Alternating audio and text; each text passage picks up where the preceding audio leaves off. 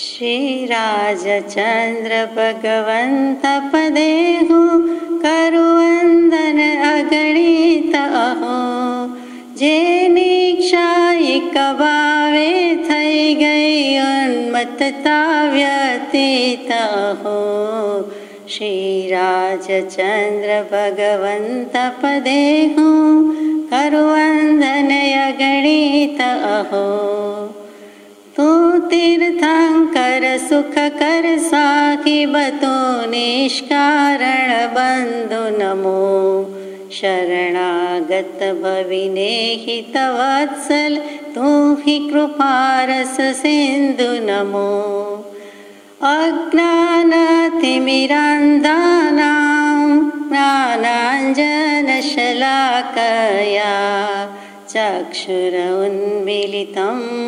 येन तस्मै श्रीगुरवे नमः श्रीराजचन्द्र भगवन्त पदेहु करुवन्दनय गणित अहो।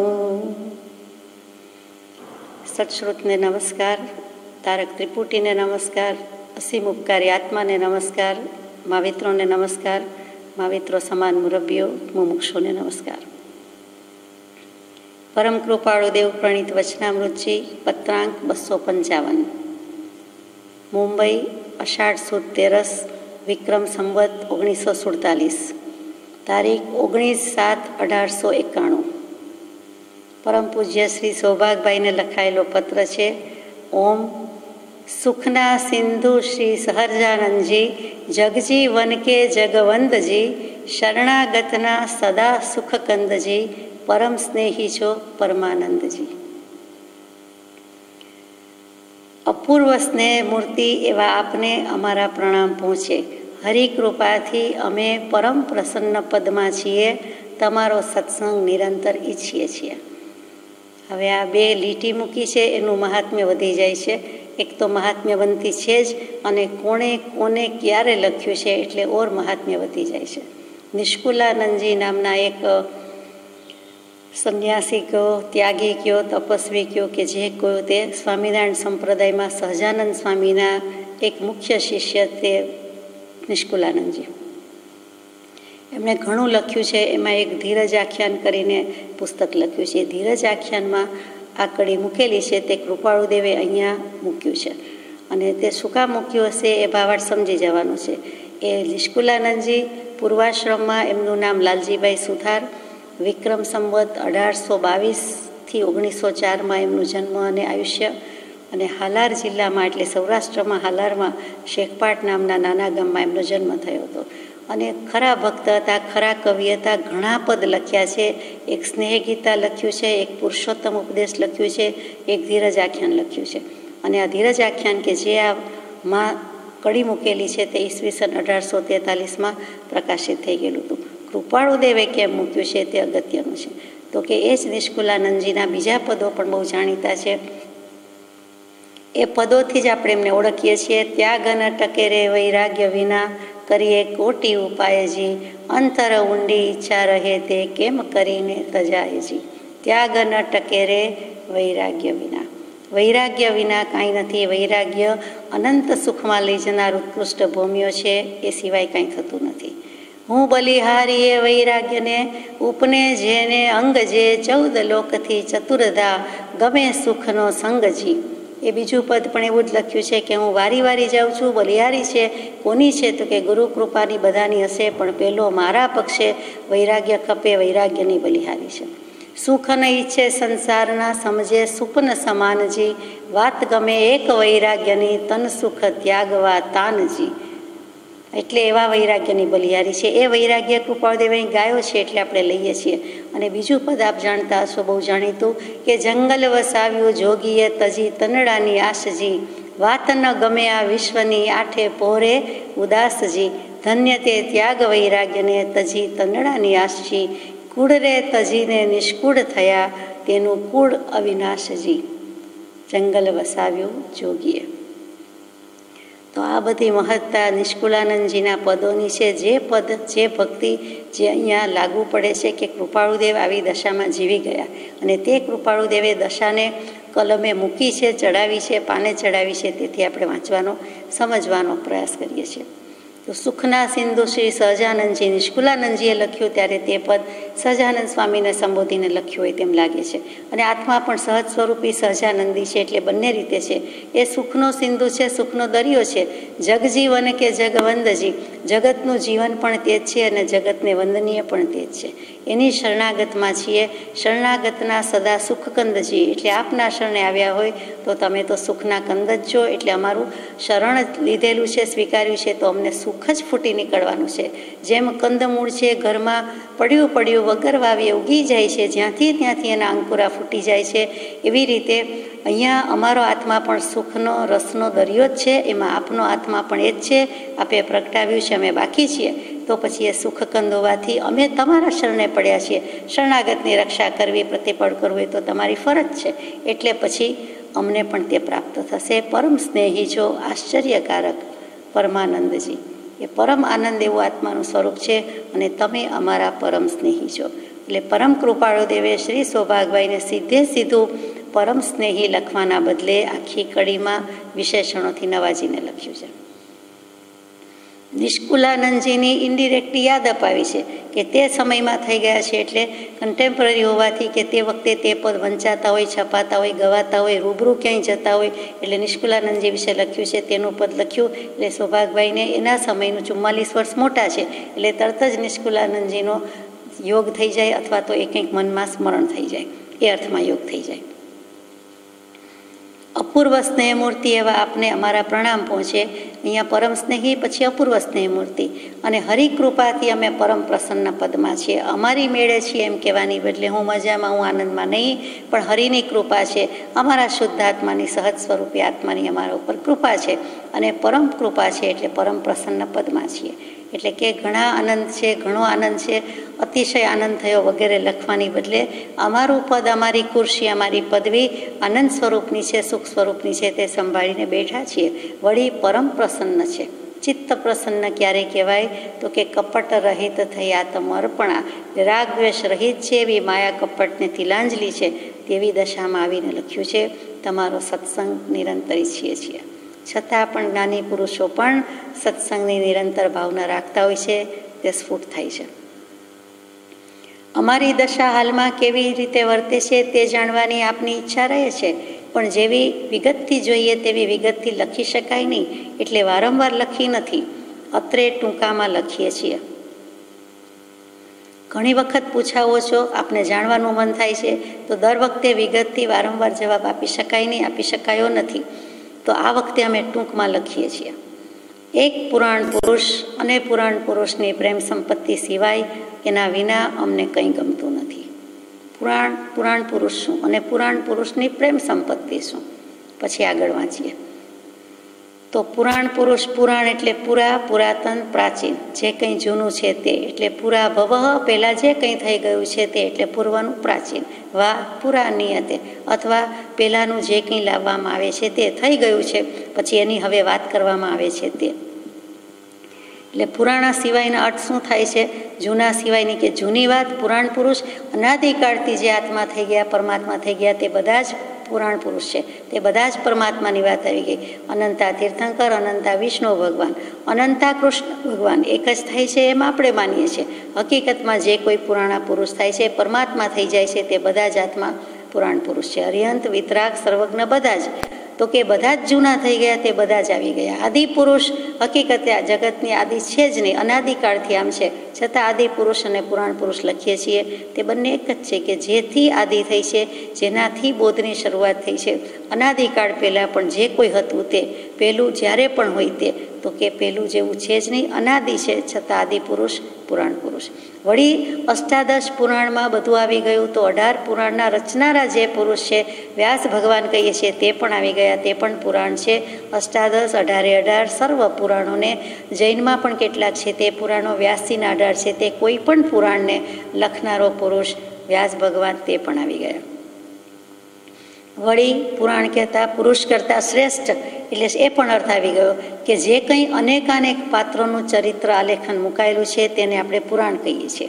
એક વસ્તુનું ચરિત્ર કે આલેખન હોય, ચરિત્ર ચિત્રણ હોય તો ચરિત્ર કહેવાય. વધારે હોય એટલે આપણે પુરાણ કહીએ. અનેક પાત્રો આવે, અનેક પાત્રો, અનેક વ્યક્તિ વિશેનું એમાં ચરિત્ર ચિત્રણ.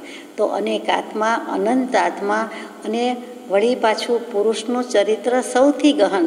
પુરુષનું ચરિત્ર એટલે સ્ત્રી ચરિત્ર અને પુરુષ ચરિત્રમાં પર્યાય દૃષ્ટિથી નહીં, પણ આત્મા છે, બંને આત્મા છે. તો કે પુરુષ ચરિત્ર આત્માની વાત, આત્માની ચરિત્ર, આત્મા કેમ રહે, કેમ બોલે, એમાં શુદ્ધાત્મા કેમ રહે વર્તે, બોલે પરમાત્મા કેમ વર્તે, એ તો ખરેખર ગહન છે. એટલા માટે કહી દીધું કે તે પુરુષ પુરાણ અથવા તો પુરાણ પુરુષ. એટલે તે પુરાણ પુરુષ એટલે કે આત્માની અનંત શક્તિ છે, અનંત ગુણ છે, અને એ સૂક્ષ્મ તે સૂક્ષ્મ છે. એટલે આત્મા શબ્દ જ સૂક્ષ્મ, એની વાત સૂક્ષ્મ, એની પરિણતિ સૌથી સૂક્ષ્મ. એટલે એ વાત એમ કેમ કહી જાય તો એ જેમાં કહી છે, જેટલી કહેવાય છે તે પુરાણ પુરુષ છે. એટલે એ પુરાણ પુરુષ થઈને બેઠો છે અને એની પ્રેમ સંપત્તિ એટલે અનંત જ્ઞાન, દર્શન, સુખ, વીર્ય, એના અનંત ગુણ, એનામાં રહેલી અનંતી શક્તિ, અને બધાનો સરવાળો અહીંયા માત્ર સંપત્તિનો, સંપદાનો 2 શબ્દમાં 2 અક્ષરમાં મૂક્યો, 2.5 અક્ષર પ્રેમ કા. તે પ્રેમમાં કહી દીધું. એ પ્રેમ સંપત્તિ વિના અમને કંઈ ગમતું નથી. અમને આત્માને આત્મા જ થાય છે. આત્માના ગુણ, આત્માના લક્ષણ, આત્માનો ધર્મ, આત્માનો સ્વભાવ, આત્માની શક્તિ, તે સિવાય બીજી કોઈ વાત નથી. તે પણ ઉત્તમ, જેવી તેવી નહીં. એટલે કે પુરુષ અને પુરાણ. એ વિના અમને કંઈ ગમતું નથી. અમને કોઈ પદાર્થમાં રુચિ માત્ર રહી નથી. કંઈ પ્રાપ્ત કરવાની ઈચ્છા થતી નથી. કોઈ પણ પદાર્થમાં રુચિ રહી નથી. એટલે જગતની જડ અનિત્ય વસ્તુ એ તો પ્રાપ્ત કરવાની ઈચ્છા નથી જ, એમાં સવાલ જ નથી. પણ બીજો કોઈ પદાર્થ કે અમે આત્મા છીએ, અમે પદાર્થ સ્વરૂપ છીએ, બીજો કયો પદાર્થ જોઈએ? દેહ એ કંઈ પદાર્થ છે? તો કે પદાર્થની જે વ્યાખ્યા છે કે લક્ષણ છે, દ્રવ્યની વ્યાખ્યા લક્ષણ છે, તે પ્રમાણે અમે પોતે જ પદાર્થ, પરમ પદાર્થ છીએ.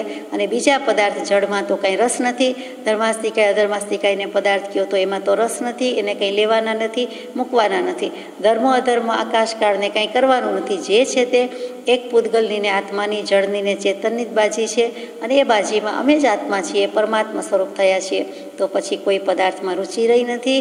એનો કંઈ ગમાણનો સવાલ જ નથી. અમારે પ્રાપ્ત કરવાનું નથી. એટલે લખે છે કંઈ પ્રાપ્ત કરવાની ઈચ્છા થતી નથી. આપણી પાસે હોય અને સાચવી રાખીએ તો બરોબર છે. ન હોય તે પ્રાપ્ત કરવાની ઈચ્છા થાય, ન હોય તે મેળવવાની ઈચ્છા થાય. પણ છે જ, પોતાનામાં જ છે. સુખ અંતરમાં છે ને એ તો પ્રાપ્ત છે. આનંદ અંતરમાં છે એ તો છે. જ્ઞાન અંતરમાં છે, આત્મામાં છે એ તો છે.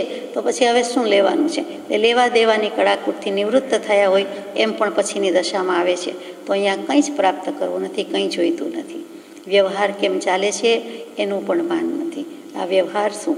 તો કે જગત શું સ્થિતિમાં છે, ઘરના કેમ છે, વેપાર વાણિજ્ય કેમ છે, દેશકથા, રાજકથા, સ્ત્રી કથા, પુરુષ કથા, કોને ત્યાં લગ્ન છે, કોને ત્યાં મરણ છે, કોને ત્યાં જન્મ છે, એવો કોઈ વ્યવહાર નથી. પોતે જેને માન્યો છે પરિવાર, પોતે માન્યો નથી, બીજાએ પોતાને બનાવ્યો છે તે, એ પરિવારમાં વ્યવહારમાં શું છે એ પણ નથી. કોઈ ખટપટ નથી, કોઈ કારભાર નથી, કોઈ જાતનું સંચાલન નથી. એટલે કે વ્યવહાર, દુનિયામાં શું ચાલે છે એનું પણ ભાન નથી. કે આપણા વડાપ્રધાન કોણ, કે અમેરિકાના વડાપ્રધાન કોણ, જે હોય તે, આપણા મેયર કોણ, કે આપણે મામલતદાર કોણ, કોઈ સાથે કાંઈ જ કન્સર્ન નથી. કોઈ બાબતની પડી નથી. સોના ચાંદીના ભાવની પડી નથી. શેર માર્કેટની પડી નથી. ક્યાંય સુનામી આવે તોય રસ નથી. ક્યાંય ધરતીકંપ થાય તોય જાણતા નથી. જે હોય તે, ભારતને આઝાદી નથી મળેલી તો એ સ્વાતંત્ર્યની ચળવળ પૂર 12માં ચાલતી હોય અથવા તો શરૂઆત થઈ ગઈ હોય. પ્રભુશ્રીજી બ્રહ્મચારીજી વખતે પૂર 12માં, અત્યારે એવું નથી. તો એ બ્રિટિશ રૂલ છે. તો એમાં પણ આપણે સ્વતંત્રતા મેળવવી જોઈએ કે રાજ સ્વતંત્ર થવું જોઈએ, રાષ્ટ્ર આઝાદ કરવું જોઈએ, એમાં પણ રસ નથી. કાંઈ જ નથી. એટલે કાંઈ જ નથી. કોઈ જ વ્યવહાર કેમ ચાલે છે તેનું ભાન નથી. એની સાથે લખ્યું છે કે જગત શું સ્થિતિમાં છે તેની સ્મૃતિ રહેતી નથી. આપણે શું? વોટ ઇઝ ધેટ ટુ અસ?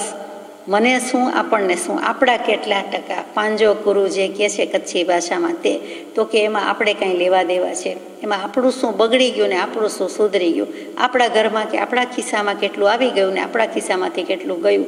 તો why to bother about it? કે એનો અર્થ કે વિક્ષેપ જ શું કામ કરવો જોઈએ, રસ જ શું કામ લેવો જોઈએ?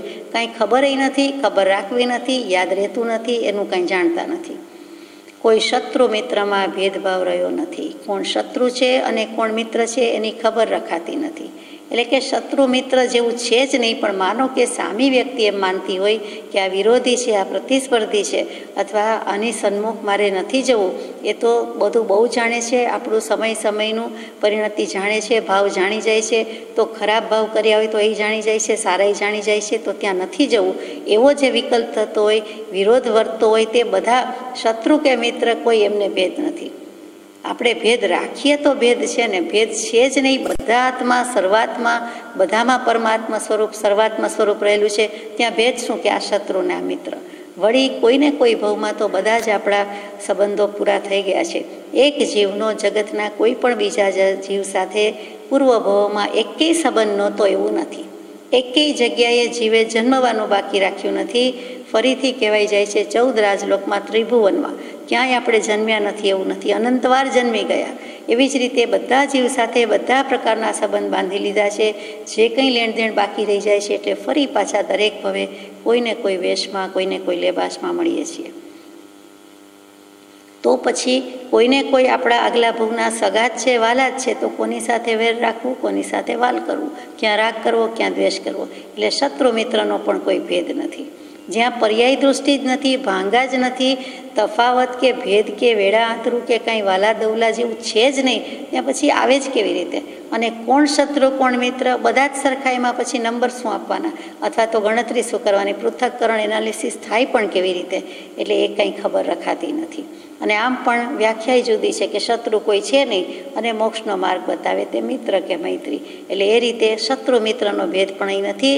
શત્રુ મિત્ર પ્રત્યે વર્તે સમદર્શિતા, માન અમાને વર્તે તેજ સ્વભાવ જો.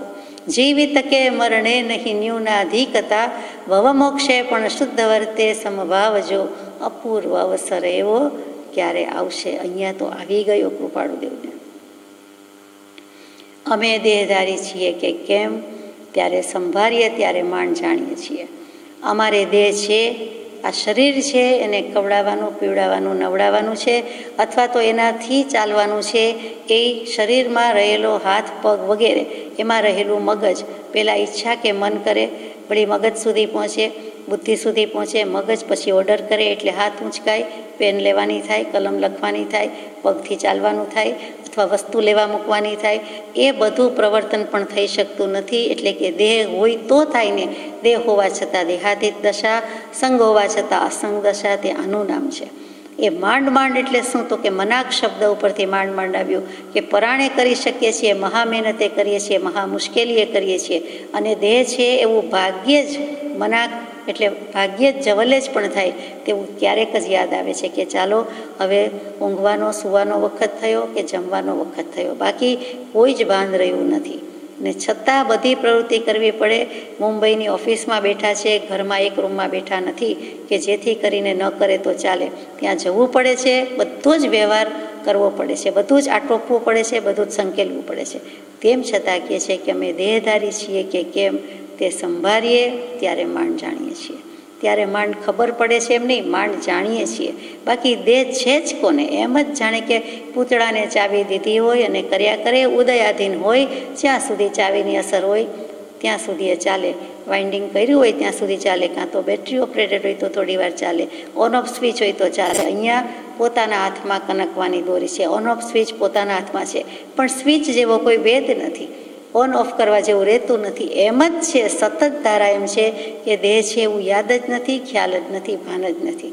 હવે ચિત્રિત નરસમ શૂન્ય મન મૌન રહે નિષ્કર્મ, રામચંદ્રજીના વૈરાગ્યમાં, રાજચંદ્ર પ્રભુના વૈરાગ્યમાં કોઈ ફેર નથી. એથી વિશેષ હશે પણ ઓછો નથી.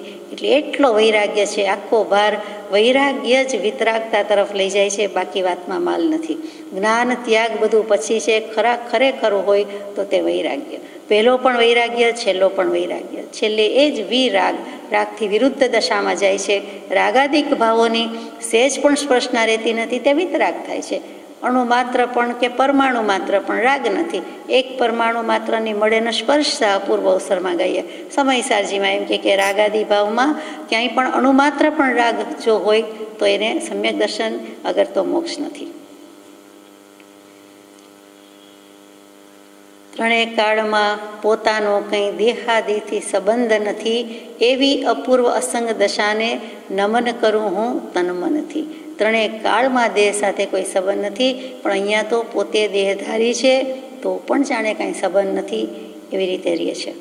અમારે શું કરવાનું છે તે કોઈથી કળાય તેવું નથી. કોઈ ઓળખી શકે, કોઈ પારખી શકે, અમને જાણી શકે તેવું નથી. કોઈ અમને ઓળખી જ શક્યું નથી, જેવું જોઈએ તેવું યથાયોગ્ય રીતે ઓળખી શકે એવું નથી. અમારી દશાનું જ્ઞાન પણ કોઈને ખબર પડે એવું નથી. આ સહજ સ્વભાવી છે, સહજ સ્વરૂપી જ્ઞાની છે, એટલે એના ધજાગરા ન હોય, ધજા બાંધીને ફરતા નથી. બાહ્ય વેશ જુદો છે અને દશા જુદી છે. દશા નિર્ગ્રંથની છે અને બાહ્ય વેશ વણિકનો છે. એટલે વિતરાગ છે અને બધા એને વણિક વાણિયા વેપારી તરીકે ઓળખે છે. અમે બધા પદાર્થથી ઉદાસ થઈ જવાથી ગમે તેમ વર્તીએ છીએ. ગમે તેમ એટલે આપણને એમ થાય કે તો સ્વચ્છંદ કહેવાય, મનમરજી કહેવાય, મનમાની કહેવાય, મનપસંદ કરે. તો કે જ્ઞાનીનો ગમ છે ગમે તેમ શબ્દ છે. ગમ ટુ ગો, જવું એટલે જાણવું આવે જ. એટલે અમારા ગમા જેમના નાખો તેમના સમા. અમે સૂઝબૂઝપૂર્વક જ વર્તીએ છીએ, બોધપૂર્વક વર્તીએ છીએ, જ્ઞાનપૂર્વક વર્તીએ છીએ. અમને ખબર છે અમારે શું કરવાનું છે અને શું નથી કરવાનું. તો એ ગમ છે જ, એટલે અમે અમારા ગમ પ્રમાણે, ગમ એટલે ગમા પસંદગી લાઇકિંગ પ્રમાણે જેમ ફાવે તેમ વર્તીએ છીએ એમ નથી કહેવું, પણ ગમપૂર્વક જ છે. અમારું કાંઈ પણ પ્રવર્તન છે તો આખો દેહ જ જ્ઞાનમય છે, આત્મા તો જ્ઞાનમય છે જ, તો બધું જ જ્ઞાનમય છે. તો પછી ગમે તેમ વર્તીએ તેમાં નવાઈ નથી. એટલે ગમે તેમ વર્તીએ છીએ, ફાવે તેમ નથી, ગમે તેમ લખ્યું છે. વ્રત નિયમનો કંઈ નિયમ રાખ્યો નથી. આ વ્રત કરવું જોઈએ, આ નિયમ કરવો જોઈએ એવું કાંઈ જ નથી. જે વ્રત નિયમ કરવાના હતા, જે સત્સાધન હતા, તે આત્માના સત સ્વરૂપની પ્રાપ્તિ માટે હતા. હવે સ્વરૂપની પ્રાપ્તિ થઈ ગઈ તો એમાં વ્રત શું ને નિયમ શું? એટલે નિયમનો કાંઈ નિયમ રાખ્યો નથી. એટલે અમારે કોઈ એવા વ્રત કે નિયમ નથી કે આટલા વાગ્યે જ જમી લેવું, આટલા વાગ્યે જ ચા પીવી, આટલા વાગ્યે સ્નાનથી પરવારવું કે આટલા વાગ્યે જામ કરવું. એક રૂટીન થયું એ પણ નથી. અને બીજા નિયમ કે શનિવાર કરવો કે મંગળવાર કરવો, આઠમ કરવી કે 14 કરવી, ઉપવાસ કરવો કે આંબેલ કરવું, એવો કોઈ જ ભાવ, એવો કોઈ વિકલ્પ રાધર અમે રહ્યો નથી, રાખ્યો નથી, રહ્યો જતો પણ નથી. કેટલીક આત્માની દશા થયા પછી ચિદાનંદજી મહારાજ જેવા માટે કૃપાળુદેવે લખ્યું કે તેઓ પ્રાય મધ્યમ અપ્રમત્ત દશામાં હતા. તો પછી આ બધી પ્રવૃત્તિનો નિર્વાહ થઈ શકતો નથી. જેમ સમયની પાબંદી હોય છે, શિસ્ત છે, એ પ્રમાણે આ વખતે આજ કે આ વખતે આજ એ નથી થઈ શકતું. એવી જ રીતે બીજું પણ એમ થાય, કૃપાળુદેવને કોઈ કહે કે આપે આત્મસિદ્ધિ ગાઈ લીધી કે કરી લીધી કે ભક્તિ કરી લીધી તો કેવું લાગે? એ જેમ હાસ્યાસ્પદ છે એ અત્યારે વિચારતા લાગે છે, પણ તે વખતે એવું કહેનારા પૂછનારા પણ નીકળે, જોનારા નીકળે કે એ તો સામાયિક નથી કરતા, પ્રતિક્રમણ કરતા નથી, ભક્તિ કરતા એવું નથી, માત્ર વાંચે છે કે માત્ર એવી રીતે સહજ દશામાં રહે છે, બેસે છે. દેખીતી રીતે બાહ્યક્રિયા દેખાય છે કે પરિવારમાં છે, વ્યવસાયમાં છે, વ્યાપાર કરી રહ્યા છે, આવન જાવન છે, સત્સંગ કરે છે, તે દેખાય, બીજું દેખાતું નથી. તેવા કોઈ મોટા મોટા વ્રત કે નિયમનો અમે કંઈ નિયમ રાખ્યો નથી. જાત ભાતનો કંઈ પ્રસંગ નથી. જાત અને ભાત, જન્મ્યા છીએ એવું પણ યાદ નથી, એટલે કે દેહ છે એવું પણ યાદ નથી, એમ જ વિચરી રહ્યા છે. કોઈ જ વિકલ્પ નથી. જન્મ્યા છીએ એટલે ભૂતકાળના ભવોનું જ્ઞાન થઈ ગયું તે થઈ ગયું, એના વિકલ્પમાં જતા નથી. અને ભવિષ્યની એક ક્ષણનો ઘણું કરીને વિચાર રહેતો નથી. તે પુરુષ જાય ક્યાં? તો કે વર્તમાન. અને આમ પણ કોઈ પણ જીવ એકી સાથે એક સમય જ જીવે છે. જેમ ઘડિયાળના કાંટા પ્રમાણે આખી દુનિયામાં કોઈ પણ જીવ તો એની એક એક સેકન્ડે જે જીવી રહ્યો છે, એમ જ્ઞાની પુરુષ કહે છે એક એક સમય જ જીવી રહ્યા છે. તો અહીંયા વર્તમાન નથી, અરે વર્તમાન જ છે, ભૂત નથી, ભવિષ્ય નથી. એટલે જાત ભાતનો કંઈ પ્રસંગ નથી. એટલે અમે જન્મી ગયા તે યાદ નથી, દેહ છે એ યાદ નથી, પૂર્વભવનું સ્મરણ નથી, ભવિષ્યનું સ્મરણ કરતા નથી. એટલે જાતનો અર્થ થયો જન્મનો. અને ભાત એટલે આપણે જે જાત ભાત કહીએ છીએ સાથે જ્ઞાતિનો. અમે વાણિયા, અમે આવા વાણિયા, અમે દશાશ્રી માળી વાણિયા, અમે સ્થાનકવાસી, અમે ડેરાવાસી, એ ટાઈપનો એ પ્રકારનો કોઈ જ પાંતિ પ્રકાર જાત ભાત નથી. એટલે એવી ભાત નથી. એમાં જુદી જુદી ભાત, પાંત, ડિઝાઇન, જાતિ પાતિ ભાંતિ કહીએ છીએ તે કાંઈ જ નથી. અમે એવું કાંઈ નથી. અમે જૈન વાણિયા, અમે સ્થાનકવાસી વાણિયા, અમે આત્મા જ. એટલે પેલો પણ કાંઈ ભેદ રહેતો નથી અને એનો કાંઈ પ્રસંગ નથી. આ અમારી જ્ઞાતિનું છે એટલે જવું જોઈએ, અમારા કુટુંબનું છે એટલે કરવું જોઈએ, એવું અમારાપણું પણ એ રહેતો નથી અને રાખતા નથી. અમારાથી વિમુખ જગતમાં કોઈ માન્યું નથી. અમારી જ્ઞાતિ કે અમારું કુટુંબ કહેતા બીજા બધા જાણે જુદા પડી ગયા, તો એવી વિમુખતા નથી. ભગવાનને બધા સરખા છે, એટલે અમારાથી સન્મુખ કોઈ હોય કે નહીં, પણ અમારાથી વિમુખ અમે જગતમાં કોઈને માન્યું નથી. વિમુખ કહેતા, પરાંગમુખ કહેતા વિરોધી, અમે કોઈને વિરોધી માન્યા નથી, જાણ્યા નથી. એને માનવું હોય તો માને, અમારાથી કોઈ અમે માનતા નથી. અમારાથી સન્મુખ એવા સત્સંગી નહીં મળતા, ખેદ રહે છે. જો હમણાં એમ લખી દઈએ કે સન્મુખે જાણતા નથી, તો સૌભાગભાઈને ખોટું લાગી જાય. તો સૌભાગભાઈને પત્ર લખી રહ્યા છે, એટલે કહે છે કે તમારા જેવા સત્સંગી હોય તો વાંધો નહીં, એટલે અમારાથી સન્મુખ એવા સત્સંગી નહીં મળતા ખેદ રહે છે. એટલે બધું નથી પણ ખેદ છે.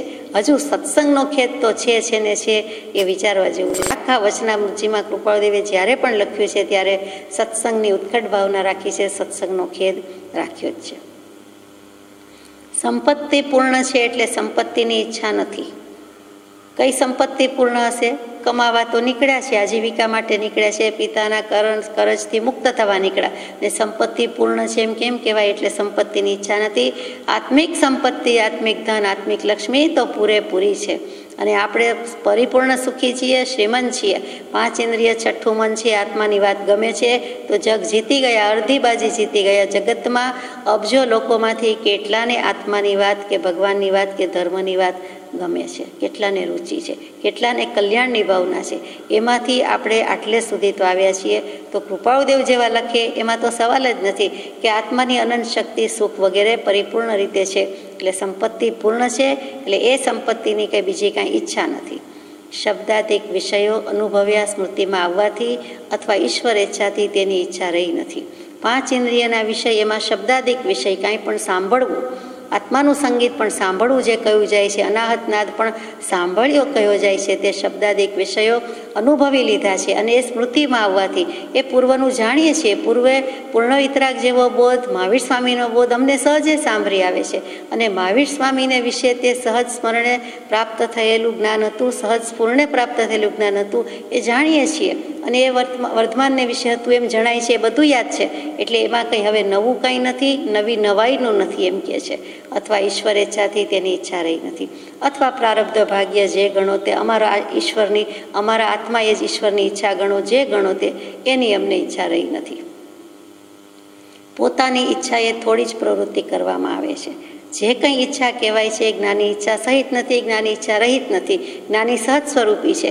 એટલે પોતાથી સ્વેચ્છાથી તો કંઈક જરાક જ કરીએ છીએ, બાકી બધું પરેચ્છા પ્રારબ્ધ છે અને એ પ્રમાણે કરી રહ્યા છીએ. જેમ હરિએ ઈચ્છેલો ક્રમ દોરે તેમ દોરાઈએ છીએ. ભગવાને જાણે કે આજ્ઞા આપી હોય, લીટી દોરી દીધી હોય, ક્રમ દોરી દીધું હોય, લક્ષ્મણ રેખા હોય, કુંડાળું દોરી દીધું હોય, એવી રીતે કાંઈ મર્યાદા નિયમ નથી. તેમ છતાં આત્મભાવમાં જઈએ, સ્વભાવમાં રહીએ, એવા ક્રમથી અમે દોરાઈએ છીએ. એટલે દીકરીને ગાય દોરે ત્યાં જાય. અત્યારે કડીકાળમાં ખબર નહીં, પણ સામાન્ય પણ એવું. એવી રીતે અમે પણ જાણે ભગવાન છે ને અમને દોરતો જાય છે, આંગળી પકડીને લેતો જાય છે, તેમ અમે દોરાઈ જઈએ છીએ. કયો ભગવાન? પોતાનો શુદ્ધ આત્મરામ છે, તે જ છે, બીજો કોઈ નથી. હૃદય પ્રાય શૂન્ય જેવું થઈ ગયું છે.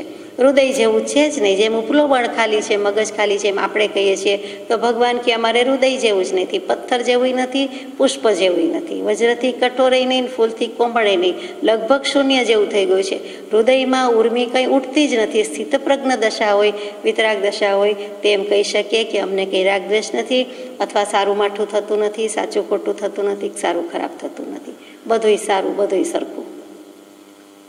5 ઇન્દ્રિયો શૂન્યપણે પ્રવર્તવા રૂપ જ રહે છે. 5 ઇન્દ્રિયો પણ એવી, એકલું હૃદય મન નહીં, કાયા, જીભ, નાક, આંખ અને કાન એ શૂન્ય રૂપે જ પ્રવર્તે છે. પછી કઈ ક્રિયા થાય? હાલવાની, ચાલવાની, ઉઠવાની, બેસવાની, જમવાની.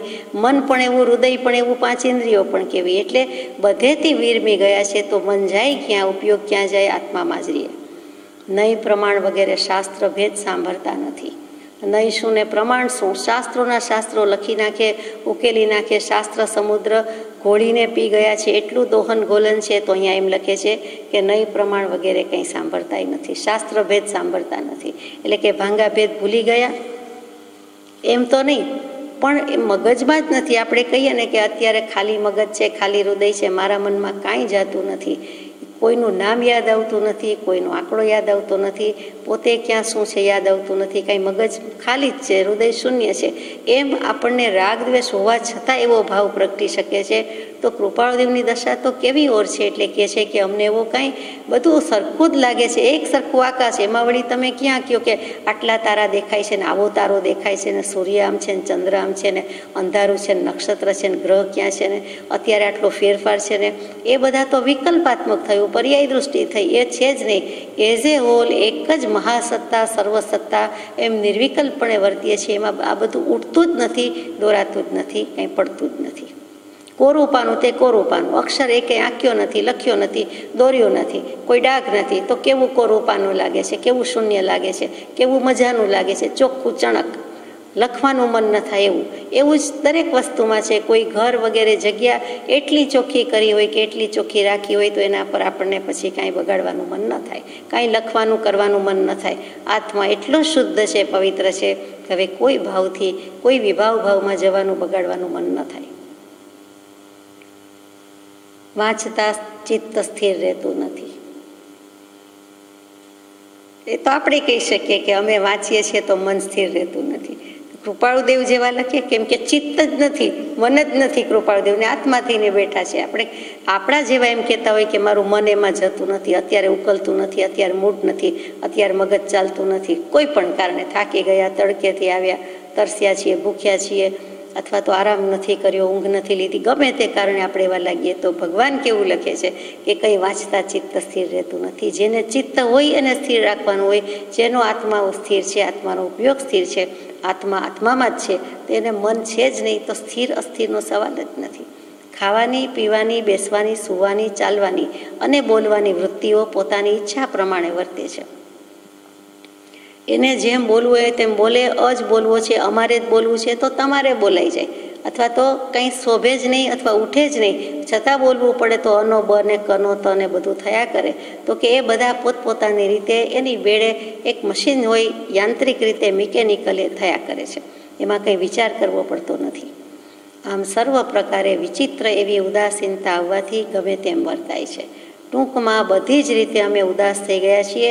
ઉદાસ એટલે નિરાશ નહીં, પણ ઉદ્વત્તા આસ, આસ એટલે બેસવું, આસન, ઉદ ઊંચે, એટલે કે બધા જગતવાસી જીવો કરતાં અમારા ભાવો ઊંચે ઉઠેલા છે. અમે અદ્ધર છીએ, દુનિયા નીચે છે, અમે અદ્ધર છીએ. નીચેથી પાણી ગમે તેટલું જાતું હોય, દોડતું હોય, સરતું દેખાતું હોય, આપણે ભીંજાતા નથી, આપણને અડતું નડતું નથી, ત્યાં સુધી આપણે કોરા જ છીએ. તો એમ જ કહે છે કે બીજા ભાવો જે હોય તે, બીજા જીવોના ભાવો જે હોય તે, અમે એથી અદ્ધર, ઊંચા, અદ્ધર ચાલીએ છીએ એમની પણ અદ્ધર છીએ. અમે એમાં રાગમાં કે દ્વેષમાં ભીંજાતા નથી, જુદા જ છીએ, ઉદાસીન છીએ, એટલે ઉદ્વત્તા આસ છે. એટલે અમે ગમે તેમ વર્તીએ છીએ. એક પ્રકારે પૂર્ણ ઘેલછા છે, એક પ્રકારે તે ઘેલછા કંઈક છુપી રાખીએ છીએ, અને જેટલી છુપી રખાય છે તેટલી હાનિ છે. આ એક ઘેલછા જ છે, ગાનપણ જ છે, આ ઉન્મત્તતા છે, આ એક ધૂન લાગી છે, ઘેલા થયા છીએ અમે, અને એ ઘેલછા અમે હજી છુપી રાખીએ છીએ. એ પ્રગટ કરી નથી, અપ્રગટ છે, છાની છપની છે. હજુ તો જીવોને, દુનિયાને ખબર પણ નથી, બહાર આવ્યા નથી, પ્રગટ પ્રસિદ્ધિમાં આવ્યા નથી. પણ અમારું આત્મધન અમારી પાસે છે, અમારી દશા, અમારી લક્ષ્મી, અમે શું છીએ તે હજુ અપ્રગટ છે, અને જેટલી છુપી રખાય છે તેટલી હાનિ છે. અને હવે અહીંયા છુપીનો અર્થ છાની છપનીનો આવ્યો કે જેટલી માયા કપટથી અથવા તો બહાર નથી કરવું એવા ભાવથી રાખીએ છીએ તો તેટલી હાનિ છે. એટલે કે જગતવાસી જીવોને એટલું નુકસાન છે કે હજુ અમે બહાર કહેતા નથી અને બહાર પડતા નથી, તો એ બધાને પામી શકતા નથી, મળી શકતું નથી. યોગ્ય રીતે વર્તીએ છીએ કે અયોગ્ય એનો કંઈ હિસાબ રાખ્યો નથી. અમારું આ બધું વર્તન, આચરણ યોગ્ય કહેવાય કે અયોગ્ય એનો હિસાબ, લેખાજોખા અમે રાખ્યા નથી. અમે તોલા ત્રાજવા રાખ્યા નથી, અમે માપદંડ રાખ્યા નથી. જેને જોવું હોય તે જોવે, માનવું હોય તે માને, કહેવું હોય તો કહે, ન કરવું હોય તો કાંઈ નહીં. અમે તો જે છીએ તે છીએ. એમાં યોગ્ય શું અને અયોગ્ય શું? આદિ પુરુષને વિશે અખંડ પ્રેમ સિવાય બીજા મોક્ષાદિક પદાર્થોમાંની આકાંક્ષાનો ભંગ થઈ ગયો છે. આદિ પુરુષ પરમાત્મા પુરુષ વિશે અમને અખંડ પ્રેમ સિવાય બીજો કોઈ પદાર્થની આકાંક્ષા રહી નથી. મોક્ષ પણ જોઈતો નથી એમ કહી દે છે પુરુષ, કે મોક્ષની સ્પૃહા નથી, ઈચ્છા નથી.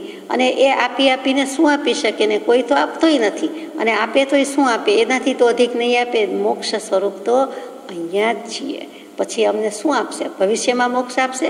એટલે અહીંયા જ જો મુક્ત આત્મા છે, સિદ્ધાત્મા છે, સહજ સ્વરૂપની પ્રાપ્તિ છે, સહજાત્મ સ્વરૂપ છે, સહજાત્મ સ્વરૂપ વિલાસી છે, તો પછી એને શું બીજું હોય? એને બીજું શું જોઈએ? એકમાત્ર અમારી ફરજ અથવા કર્તવ્ય અથવા સેજે કે જેની પાસે છે અને જેની પાસેથી આવેલું છે, મહાવીર સ્વામી કયો, સત્પુરુષ કયો, અનંતકાળના કોઈ પણ કયો, એટલે કે ગુરુ જેવા શિષ્ય, તો એ શિષ્ય માટે ગુરુ પ્રત્યેનો પ્રેમ છે. એટલે વ્યવહારથી શરણું જે છે તે છે, નિશ્ચયથી તો મને મારા જ શુદ્ધાત્મા પ્રત્યે પ્રેમ છે એમ કહી દે છે. એટલે કે તે મોક્ષાદિક પદાર્થ સિવાય આકાંક્ષાનો ભંગ છે. એક આદિ પુરુષ જે પોતાના જ અંતરાત્મા છે તે એના પ્રત્યે અખંડ પ્રેમ છે. આટલું બધું છતાં મનમાનથી ઉદાસીનતા નથી એમ માનીએ છીએ. ઉદાસીનતા છે પણ મનમાની ઉદાસીનતા નથી. મને જેવી જોઈએ તેવી નથી. પરમ ઉદાસીનતા નથી લખ્યું, ચરમ ઉદાસીનતા નથી, પણ મને જેવી જોઈએ તેવી મન માનતી. મન પસંદ નથી, મને પસંદ નથી, દુનિયા આખી ગમે તે સારું કે પસંદ કે મને જેવું જોઈએ તેવું નથી, મનમાની ઉદાસીનતા નથી એમ માનીએ છીએ. અખંડ પ્રેમ કુમારી જેવી પ્રવહવી જોઈએ તેવી પ્રવહતી નથી. વહવું, પ્રવહવું, નદીનું પાણીનું વેણ કહીએ તેમ જ્ઞાનની ધારા જે રીતે વહે છે તે રીતે વહે છે. જેવી જોઈએ તેવી વહેતી નથી. કેવળ નિજ સ્વભાવનું અખંડ વર્તે જ્ઞાન કહીએ. કેવળ જ્ઞાન તે દેહ છતાં નિર્વાણ તે હજુ બાકી છે. એટલે તેવી વહેતી નથી એમ લાગે છે. આમ કરવાથી તે અખંડ કુમારી પ્રવહે એમ નિશ્ચળપણે જાણીએ છીએ. અત્યારે ભલે પ્રવહતી નથી, એ અખંડ નથી, વચ્ચે પણ તૂટી જાય છે, પણ ખરેખર આ રીતે જ પ્રવહશે, આ રીતે જ ધારા કે એનું વેણ જવાનું છે. આ જ નિર્મળતાથી આવી જ રીતે પરિપૂર્ણ થશે એમ નિશ્ચળપણે જાણીએ છીએ. ચોક્કસપણે સ્થિરતાથી જાણીએ છીએ. એમાં ક્યાંય ચળવિચળ પરિણામ નથી, નિશ્ચલ ચલિત પરિણામ નથી.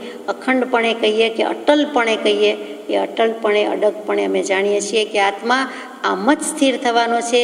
એની સ્થિર પરિણતિ આમ જ થશે. સ્થિર જ્ઞાનનું આલંબન આ રીતે જ થશે. એમાં બીજું એકતા આ રીતે જ થશે, બીજું કોઈ આલંબન નથી. સ્વભાવ આમ જ પરિપૂર્ણ સ્વભાવની પ્રાપ્તિ કરશે. એટલે કે નિર્વિકલ્પ સ્વભાવ અને પછી અંતે અયોગી સ્વભાવ આ રીતે જ પ્રાપ્ત થવાનો છે. અને એમ નથી, તે કરવામાં કાળ કારણભૂત થઈ પડ્યો છે. એટલે કે જે થવું જોઈએ તે રીત તો આ જ છે, પદ્ધતિ આ જ છે, નિર્ધાર પણ છે, એટલે કરી જ લેવાના છીએ. પ્રભુ આજ્ઞા એ થાશું તે જ સ્વરૂપ જો, પણ અત્યારે કાળ પાક્યો નથી. કળીકાળ છે તો છે, એ તો થોડા વર્ષ પછી પણ કળીકાળ રહેવાનું છે. પણ કળીકાળ હોવા છતાં આ કાળ એટલે કે સમય તત્વ, સમય 5 સમયમાં રહેલું સમય નામનું તત્વ જે આપણે કહીએ છીએ કે એનો સમય પાક્યો નથી, હજી આમ થયું નથી, એટલે ઘડિયાળમાં જાણે સમય થયો નથી એમ કહીએ છીએ, તે કાળ કારણભૂત થઈ પડ્યો છે. એટલે સમય પાકશે ત્યારે થશે. અને એ સર્વનો દોષ અમને છે કે હરિને છે એવો ચોક્કસ નિશ્ચય કરી શકાતો નથી. આ દોષનો ટોપલો અમને આપો છો કે હરિને આપો છો એ ચોક્કસ નિશ્ચય કરી શકાતો નથી. કારણ કે પોતે અને પરમાત્મામાં આમ જુઓ તો કોઈ ભેદ નથી. પોતાને આપે તો એ પરમાત્માને આપ્યા બરાબર છે, પરમાત્માને આપે તો કે પોતાને આપ્યા બરાબર છે. આત્મા ભગવાન કે ભગવાન આત્મા તે નિશ્ચય નહીંની વાત બહુ સ્પષ્ટ રીતે મૂકી દીધી છે. લખ્યું છે બધું વ્યવહારિક આચરણા, અને મૂકી છે વાત બધી નિશ્ચય પ્રદર્શિત કરે તેવી. એટલી બધી ઉદાસીનતા છતાં વેપાર કરીએ છીએ, લઈએ છીએ, દઈએ છીએ, લખીએ છીએ, વાંચીએ છીએ, જાળવીએ છીએ, ખેદ પામીએ છીએ, વળી હસીએ છીએ. બધું જ જે કાંઈ જીવનમાં કરવાનું છે તે કરવાનું આવે છે. કે લેતી દેતી કરે છે, ખરીદ વેચાણ કરે છે, વ્યવસાયમાં કરે છે, ઘરમાં હોય, બીજે હોય, તો પુસ્તક હાથમાં લેવું અને મૂકવું એ પણ ક્રિયા છે. તો એ બધું કરીએ છીએ, વળી જાળવીએ છીએ, એનો નિર્વાહ કરીએ છીએ, સાચવીએ છીએ, મેન્ટેન કરીએ છીએ, પાછો ખેદ પણ કરીએ છીએ, વળી પાછા હસીએ પણ છીએ. કે કેવું છે તો કે નિરંજન પદને બૂઝનારા નિરંજનને કેવી સ્થિતિમાં રાખે છે તે જોઈ ગંભીર સમાધિયુક્ત હાસ્ય આવે છે. એ આ જ કૃપાળદેવે લખ્યું છે 167, 170માં પત્રમાં. તો ત્યાં જે કહી દીધું છે કે ગંભીર સમાધિયુક્ત હાસ્ય આવે છે, તે કેવી દશા હશે કે એકદમ ગંભીર આમ જુઓ તો, અને બીજી રીતે હાસ્ય પાછું. એટલે ત્યાં શું હતું કે શુદ્ધ નિરંજન પદને બૂઝનારા જે પામી ગયા છે છતાં પોતાના નિરંજનને એટલે શુદ્ધાત્માને કેવી રીતે રાખે છે એ જોઈ પોતાને ગંભીર સમાધિયુક્ત હાસ્ય આવે છે. આપણે પણ ઘણીવાર આપણા માટે વિચાર કરતા જોઈએ છીએ કે આટલું બધું કરતા હોવા છતાં સામાન્ય દશામાં પણ એમ કહીએ છીએ કે આપણે જાણે આ વસ્તુથી જુદા, અથવા તો આમાં આપણા ભાવો આપણે ટકાવી શક્યા, આમાં આપણે મર્જ થયા, આમાં આપણે મર્જ ન થયા. તો એ બધું મૂલ્યાંકન કરીએ છીએ તો કૃપાળુદેવ પોતાનું મૂલ્યાંકન કરીને કહે છે કે અમારી દશા તો આવી છે કે અમે બધું જ કરીએ છીએ છતાં ન્યારા નિરાળા છે. તું તો ન્યારો રહીને ખેલે છે નારાયણા, તું તો ન્યારો રહીને ખેલે છે. 2-3 દિવસ પહેલાં પદ આવ્યું છોટમનું કે પદની રચના બહુ શ્રેષ્ઠ છે. તો એવી રીતે એ તો ન્યારો જ છે. આત્મા સદા અસંગને કરે પ્રકૃતિ બંધ. અહીંયા તો સર્વ અવસ્થાને વિશે ન્યારો સદા જણાય, પ્રગટ રૂપ ચૈતન્યમય એ અંધાણ સદાય. ડેશ કરીને લખ્યું છે જેનું ઠેકાણું નથી એવી અમારી દશા છે. ઠેકાણું સ્થિર થવું, એક જગ્યાએ જવું, બેસવું, રહેવું, સ્થિર થવું, એવી અમારી દશા છે. અહીંયા સ્થિર તો થઈ ગયા છે કૃપાળુદેવ, તો ઠેકાણું નથી એટલે તો કે સાચું ઠેકાણું તો સિદ્ધશિલામાં છે કે આત્માએ શાશ્વત સનાતન કાળ માટે, અનંતકાળ માટે ત્યાં જ રહેવાનું છે. તે જ તેનું ઘર કોઈ ખાલી કરાવી શકે નહીં, કોઈ દિવસ ખાલી કરવાનું નથી. એટલે કે મોક્ષમાં જે જવાનું છે તે મોક્ષ ભુવન, તે જ સાચું ભુવન, સ્વભુવન છે. તો ત્યાં હજુ પહોંચ્યા નથી, દેહધારી છે. ભલે એમને યાદ આવતું નથી, પણ હજુ તો જન્મ છે, દેહ છે, આ જન્મધારી લીધેલો છે, દેહધારી થયેલા છે. એટલે કે કૃપાળુદેવ તરીકેનો, શ્રીમદ રાજચંદ્ર તરીકેનો ભવ હજી ચાલુ છે. એટલે લખે છે કે જેનું ઠેકાણું નથી એવી અમારી દશા છે. બીજી બધી રીતે કહેવાય ઠેકાણું નથી, પણ ઠરવા ઠેકાણું આત્મા સ્થિર થઈ ગયો છે, આત્મા ઠરી ગયો છે. તો પછી ઠેકાણું નથી કેમ? તો કે સિદ્ધશિલામાં હજુ નથી ગયા માટે. અને બીજું કે આત્મા સત્સંગમાં ઠરે છે.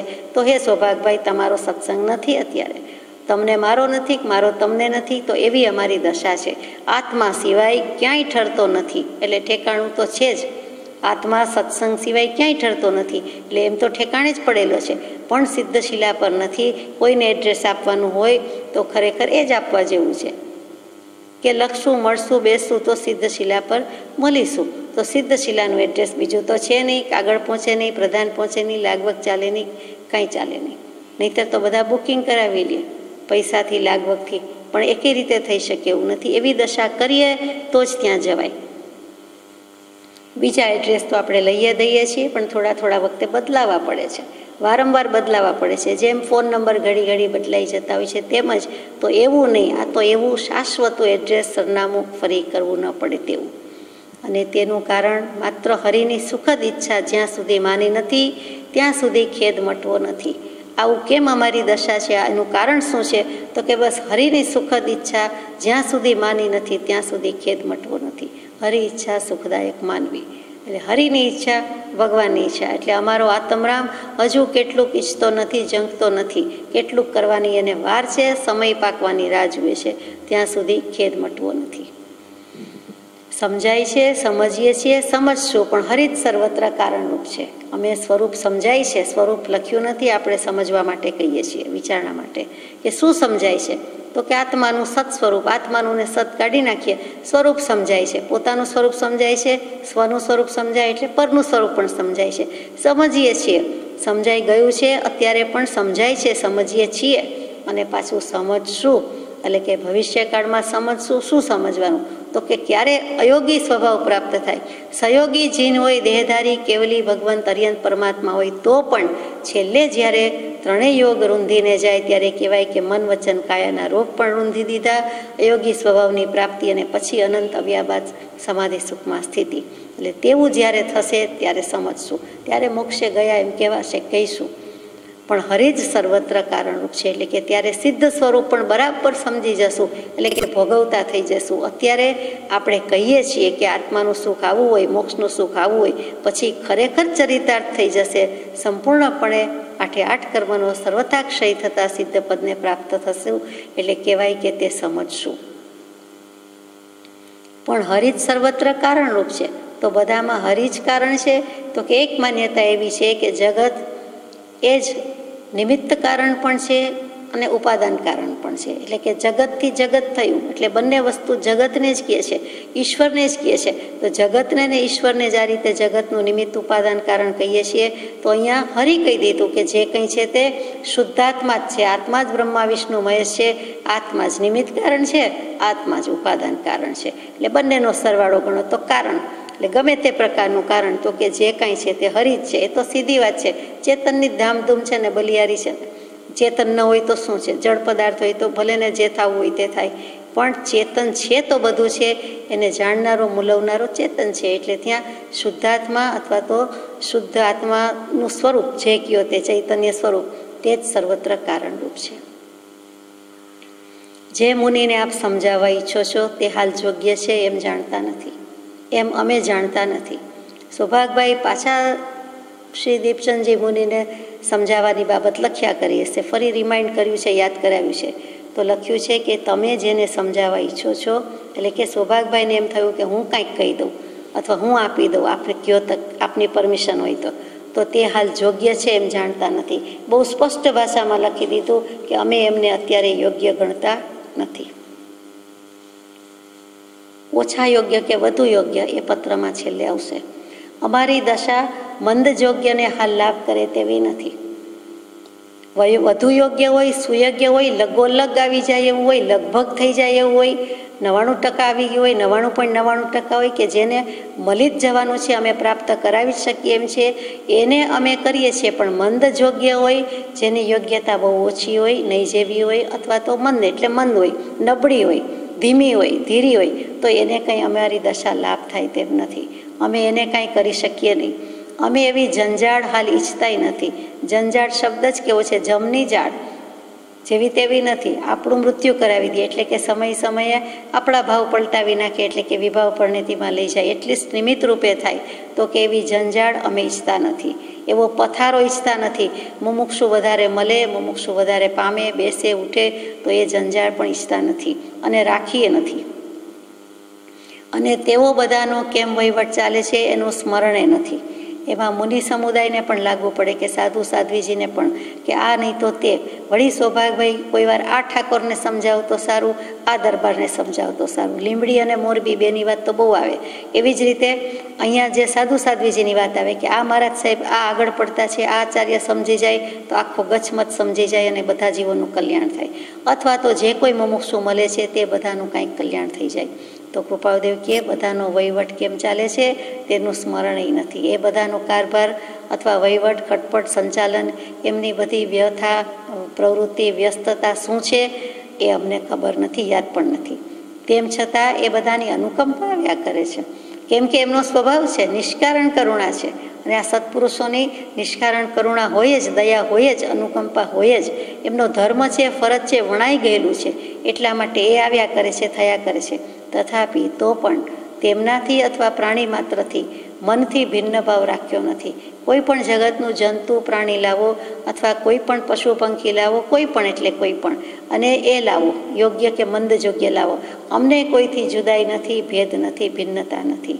જે કરીએ છીએ તે કરીએ છીએ, રાખ્યો રહે તેમ નથી. આ ભિન્ન ભાવ અમારાથી રાખવો હોય તોય રહી શકે તેમ નથી. અને ભક્તિવાળા પુસ્તકો કવચિત વાંચીએ છીએ, પણ જે સઘળું કરીએ છીએ તે ઠેકાણા વગરની દશાથી કરીએ છીએ. કોઈક વાર ભક્તિના પુસ્તક ફેરવી જાઉં છું, વાંચી લઉં છું, પાના ફેરવી જાઉં છું, પણ સઘળું કરીએ છીએ. જે કાંઈ કરું છું તે ઠેકાણું નથી એવી દશાથી કરીએ છીએ. રીતસર વાંચવા, ભણવા બેઠા, લખવા, ઉતારવા બેઠા એમ નથી.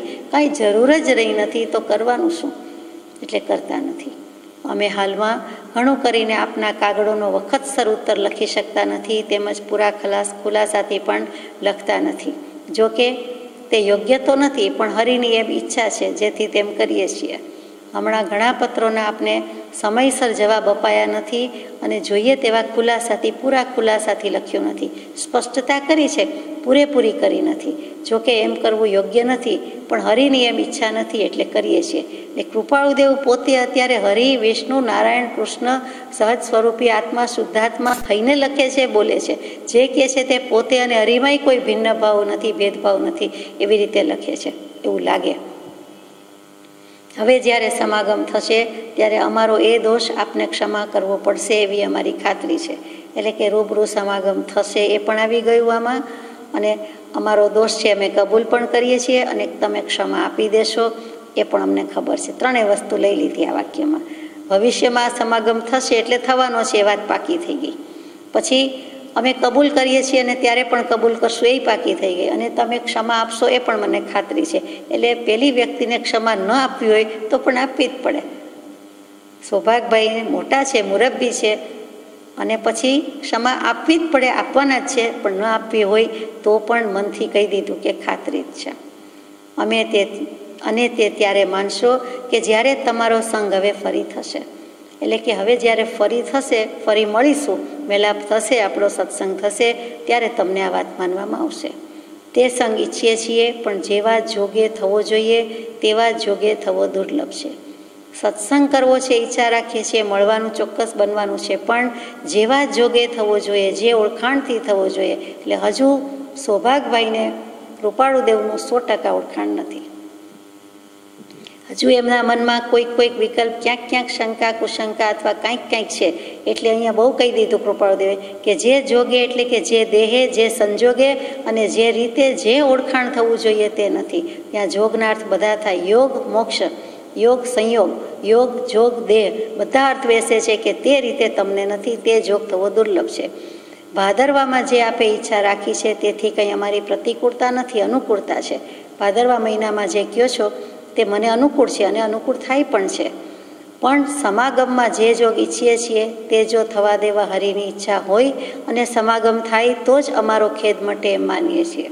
મળવાનું બને, ભાદરવામાં મળે, પણ મળ્યા પછી જે રીતે થવું જોઈએ અને જેટલું થવું જોઈએ, ક્વોલિટી વાઇઝ વાત છે, એ જ પ્રમાણે થશે તો મારો ખેદ મટશે, નહીં તો પછી ખેદ તો ઊભો જ છે.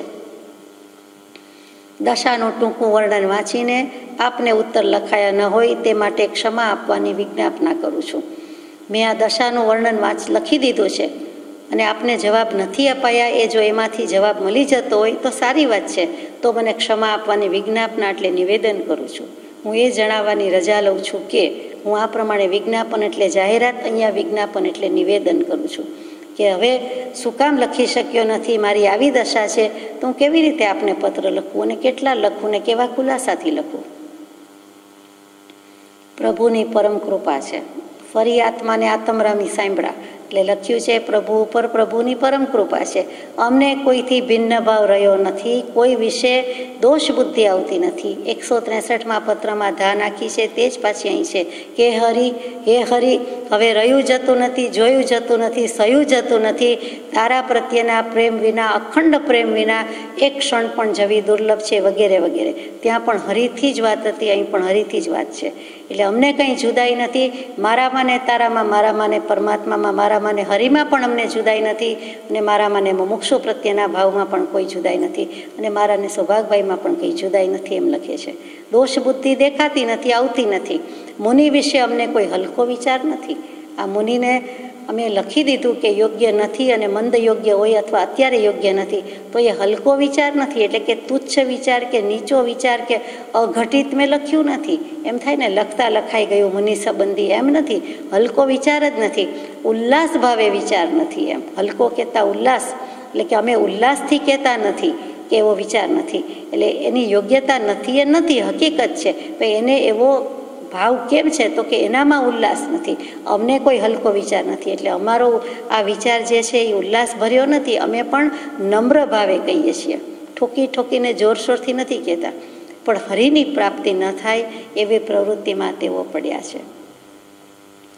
તેમને ભગવાન પ્રાપ્ત થાય એટલે કે આત્મા પ્રાપ્ત થાય, આત્માનો અનુભવ થઈ જાય એવી પ્રવૃત્તિમાં નથી. એવી પ્રવૃત્તિમાં પડ્યા છે કે એ આત્માથી દૂર છે, આત્માના ઓળખાણથી દૂર છે, આત્માનો પરિચય થાય એવી પ્રવૃત્તિ નથી. એટલે ગચમત સંગાડા અને સંપ્રદાયના વહીવટ સંચાલનમાં પડ્યા છે એમ સમજાય છે. એકલું બીજ જ્ઞાન જ તેઓનું કલ્યાણ કરે એવી એમની અને બીજા ઘણા મુમુક્ષોની દશા નથી. સૌભાગભાઈને એમ થયા કરે છે કે કૃપાળુદેવ આજ્ઞા કરે તો મારું બીજ જ્ઞાન આપી દઉં, મારી પાસે છે એટલું સમજાવી શીખવાડી દઉં. તો કહે છે એકલું બીજ જ્ઞાન કલ્યાણ કરે, એટલે એની કે બીજા મુમુક્ષુની દશા એવી નથી કે તમે કાંઈ કરી શકો.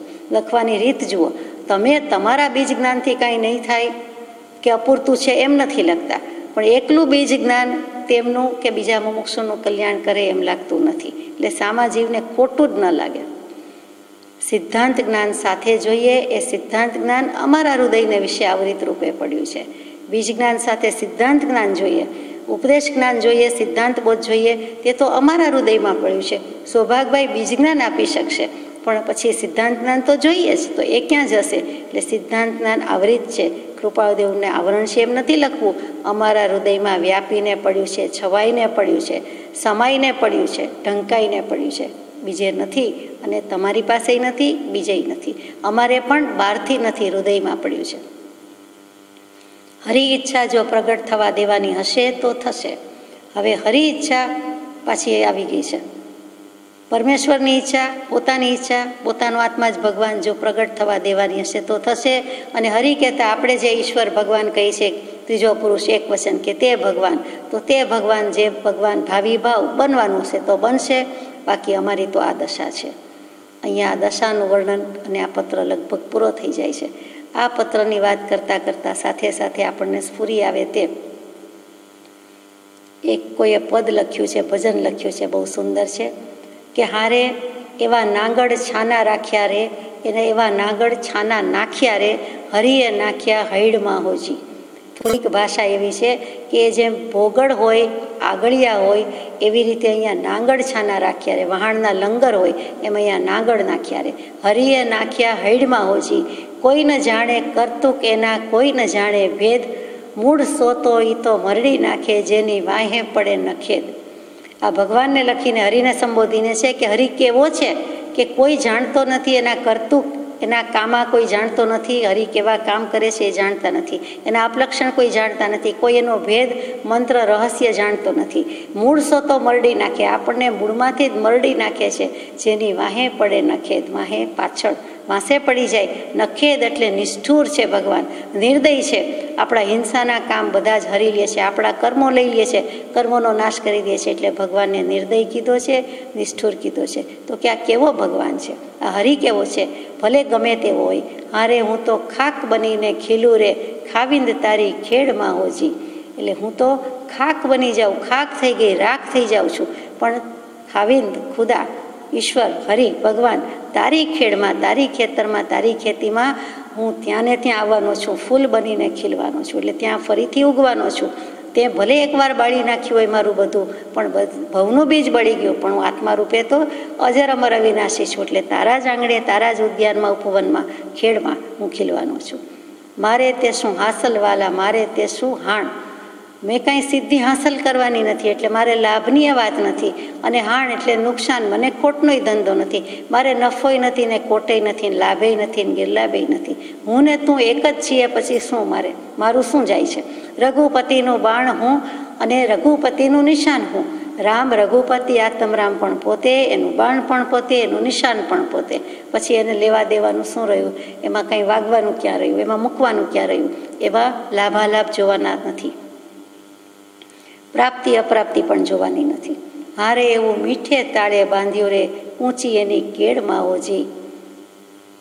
એવું મને તાળું વાસી દીધું છે, મારી દીધું છે કે એની ડુપ્લિકેટ ચાવી નથી, અથવા તો કોઈથી ખુલે એમ નથી, કોઈથી તૂટે એમ નથી. એની ચાવી કોની પાસે છે? ખીલી ગુરુ કે હાથ. પ્રભુશ્રીજી કહેતા ખીલી ખીલી કીડી કીલી ખીલી એટલે કે ચાવી, તો તે તો સદગુરુને હાથ છે. નહીં પાવેંગે ભેદ વેદમાં, વેદ વેદાંતમાં, શાસ્ત્રોમાં ભેદ રહસ્ય માર્ગ મંત્ર મળવાનો નથી. મર્મ તો સત્પુરુષના અંતરાત્મામાં છે, હૃદયમાં રહેલો છે.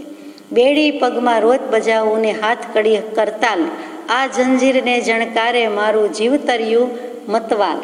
અમે તો મતવાલા છીએ, ગેલા થઈ ગયા છે.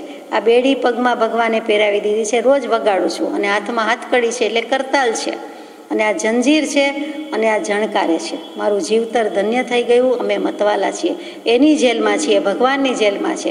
આત્માએ આત્માને પૂરી દીધો છે. તો મેં શું કર્યું? હારે મેં તો અગમ નિગમ ઓવાર્યા રે, હરિને ગમતી ગેડમાં હોજી. હું તો અગમ નિગમના જ્ઞાન ભૂલી ગયો છું. શાસ્ત્રો શું, નહીં શું, પ્રમાણ શું, કૃપાળદેવે લખ્યું છે તેમ એમાં મને કાંઈ નથી. મેં તો ઈશ્વરની ઈચ્છામાં જ મારી ઈચ્છા ભેળવી દીધી છે. હરિને ગમતી ગેડમાં હોજી એટલે કે ઈચ્છા, હરિનું જે ગેડી દડો છે, હરિની ઈચ્છા છે, એટલે આજ્ઞા છે, તેમાં જ મારી ઈચ્છા છે. તે જે કહે તે જે કહે તેમ, જેમ કહે તેમ, મારું કાંઈ નથી. આ ભક્ત અને ભગવાન વચ્ચેની એક મીઠી મજાની ગોઠડીવાળું કાવ્ય છે, અદ્ભુત કાવ્ય છે. મકરંદભાઈ દવેએ લખેલું કાવ્ય છે, જેવું તેવું નથી, મરમી કવિએ લખેલું છે. પાછું લખ્યું છે એમાં કેવું કે ખૂનખાર કેદી હોય ને ભાગી ન જાય એટલે એના પગમાં લાકડાના જાડા જાડા પાટિયા ભરાવી દીધા છે, હાથમાં હાથકડી પહેરાવે છે. તો ભગવાનને સંબોધીને ભક્ત કહે, જંજીર કેવી છે, સંસારની નથી, મને તો તમારી જ છે, હું કરતાલ વગાડું છું. એને કંઈ હાથકડી કહેવાય નહીં. એટલો તમે શૂરવીર છો તો હું પણ શૂરવીર છું કે તમારા ઉદ્યાનમાં બળી જઈશ, મરી જઈશ તો પણ ખીલીશ. એમાં લાભ અલાભ હિત અહિત કાંઈ જ નથી. બહુ સુંદર રીતે કહી દીધું કે મને ધર્મ અધર્મ કર્મ અકર્મ પુણ્ય પાપ શુભ અશુભ ભાવ શેમાંય રસ નથી, એ મારે શું? કેમ કે એકમાત્ર સહજ સ્વરૂપ શુદ્ધાત્મ સ્વરૂપ, ત્યાં બીજું કાંઈ જ નથી, બીજી કોઈ પરિણતિ નથી. અમારો દેશ હરી છે, જાત હરી છે, કાળ હરી છે, દેહ હરી છે, રૂપ હરી છે, નામ હરી છે, દિશા હરી છે, સર્વ હરી છે. અને તેમ છતાં આમ વહીવટમાં છીએ એની ઈચ્છાનું કારણ છે. 7 વખત હરી મૂક્યું ને 8મું સર્વ હરી કહી દીધું. પહેલું દેશ હરી છે. દેશ કહેતા અમારો મુલક, અમારું વતન, અમારું ક્ષેત્ર, અમારો પ્રદેશ, અમારું સ્થાન, અમારો નિયમ. દેશ કહેતા નિયમ પણ અર્થ થાય, એ બધું જ હરી છે. અમારું જાત હરી છે, અમારો જન્મ અમે હરિ તરીકે જ જન્મ્યા છીએ, ભગવાન તરીકે જન્મ્યા છીએ. અમારી જાતિ જ્ઞાતિ પાંતિ બધું પણ હવે હરી જ છે, ભગવાન જ છે. પછી કાળ હરી છે, સમય પણ હરી જ છે, આત્મા અને સમય બંને આવી ગયું. દેહ હરી છે, અમારું શરીર પણ હરી જ છે, પરમાર્થ કાજે જ છે માટે. પછી જે લખ્યું છે તે નામ હરી છે. તો નામ શું? તો કે દેહ છે તો નામ હોય, તો અમારો ભાવ હરી છે, પરિણામ હરી છે. આ બધા નામના અર્થ છે. અમારો પ્રકાશ હરી છે, અમારી પ્રસિદ્ધિ હરી છે, અમારી સંજ્ઞા, અમારો શબ્દ બધું જ હરી છે. અમારું રૂપ હરી છે, અમારો રંગ, અમારો દેખાવ, રૂપ કહેતા સ્વભાવ સ્વરૂપ, એ પણ અમારું હરી હરીને હરી છે. આ શબ્દો જુઓ, માત્ર શબ્દો નથી. દિશા છે તો એ પણ હરી છે, અમારી આ બાજુ હરી છે, આ બાજુ હરી છે, ચારે બાજુ 10 દિશામાં હરી જ છે. રસ્તો જ હરી છે, માર્ગ જ હરીનો મોક્ષનો છે. સર્વ હરી છે, બધું હરી છે. સર્વ કહેતા બધું, સર્વ કહેતા પ્રત્યેક, એક એક વસ્તુ હરી છે અને બધું જ હરી છે.